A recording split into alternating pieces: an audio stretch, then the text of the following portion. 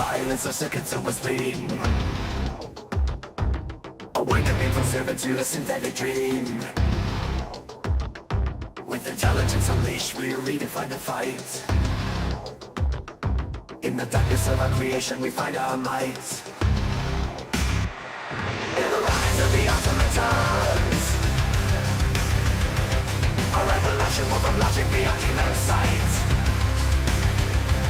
No longer shadows of deceit, we're assisting for light. Where the future of unfolding a formidable light.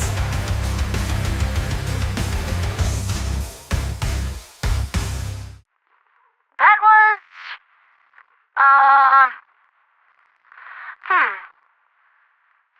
not a legal broadcast by Endless Taverns. What? Who put this on my desk? How did this get past the ministry censors? I think I'm gonna need to make some calls after this. Someone's been messing around in my studio that shouldn't have been in here. And I'm gonna ram my fresh new pumps up someone's keister for this. My apparently lax security protocols aside, today saw a fair amount of action on the Western Front, with a donation of scrap being made directly onto X-45, but it felt more like the bots were testing our defenses.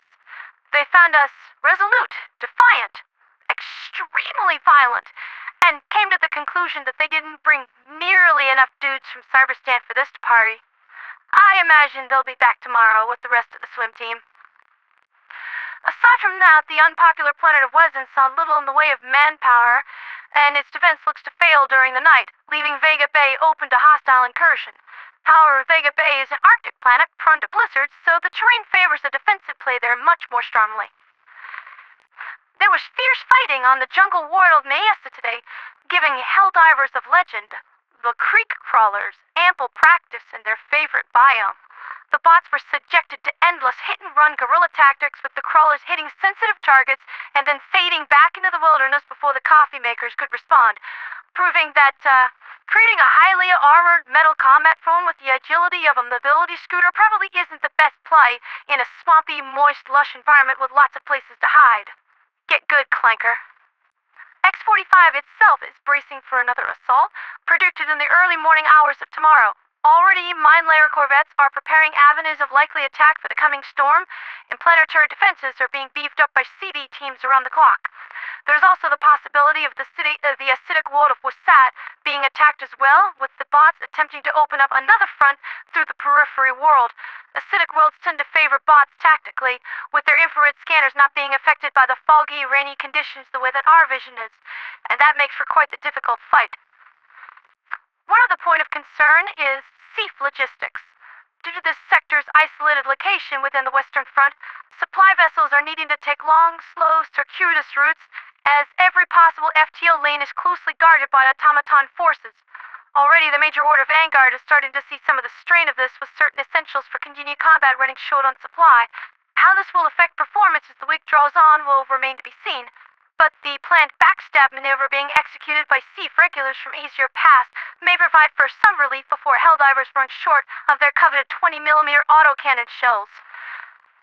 In a bot theater, we'd all really be in trouble if that happened. As an aside to the war, I have some news of a more personal nature. I was nominated for the Community Hero Award today, and was awarded such personally by Sky Marshal Baskinator herself. Such an occasion would have warranted enormous personal pride and feelings of accomplishment. If someone, somewhere, had not pushed the wrong button, then I was temporarily banned from the GWW, SEAF, and Helldiver networks. Only a few short minutes had passed before the mistake was realized, but it was just long enough for me to have a good and proper heart attack and nearly die on my studio floor. I exaggerate for the sake of comedy, dear viewers, but only marginally. It was very scary at the time, but now it's just a cute little story to look back upon and giggle over. I even still have the band message saved on my terminal just for the sake of mild amusement. That would have just been God tier level trolling. We love your work. Band! My head would have just exploded. But let's speak seriously for a moment. Sky Marshal Baskinator, This is an enormous honor you have bestowed upon me. When I started doing this, I was intending it for just be a personal fan project, and I never expected to get any attention. My brother is an Avicen and master-level helldiver, and I started all of my work based on his one suggestion. How cool and immersive it would be if Coretta Kelly made broadcasts every day. And well, here we are. The fact that I have acquired a steadily increasing fan base and acknowledgement from Arrowhead itself, I simply don't have the words to express my gratitude for your kindness. I promise to work hard every day to prove that I deserve these kind words. This community hero badge is not a symbol of privilege in my eye, but a new higher standard to live up to. Thank you so much for this, truly. As an aside, intern, please make a note. Contact the democracy officer of the SCS Defender of Freedom before my sleep cycle and gloat until he implodes like the Meridius Singularity. He might have that artsy-fartsy high-dollar holographics display, but does he have one of these? I don't think so. That's been Liberty's Latest with me, Pondera, the radio angel.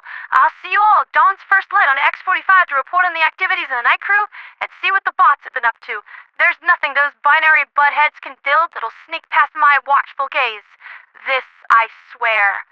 For liberty, for freedom, for democracy, and for Super Earth.